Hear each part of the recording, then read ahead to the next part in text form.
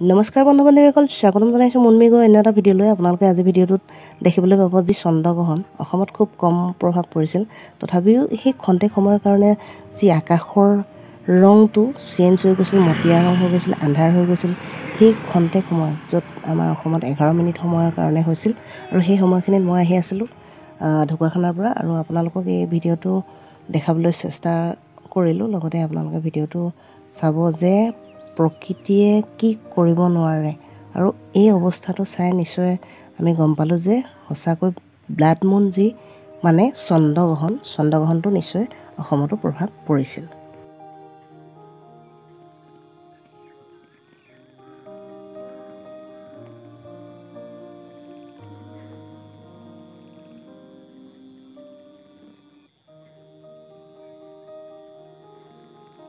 সকল খন্তেক সময়ৰ কাৰণে ভিডিঅ'টো আপোনালোকৰ মাজলৈ প্ৰেৰণ কৰিলোঁ। আপোনালোকে নিশ্চয় উপকৃত হ'ল, কাৰণ চন্দ্ৰগ্ৰহণ এনেকৈ হয় সেইটো আমি দেখিছোঁ, তথাপিও হঠাৎ মই আহি থকা অৱস্থাত চেঞ্জ হোৱাৰ কাৰণে ভিডিঅ'টো বনালোঁ। আপোনালোকে ভুল নুবুজিব, আৰু লগতে মোৰ অন্যান্য ভিডিঅ'সমূহ চাব।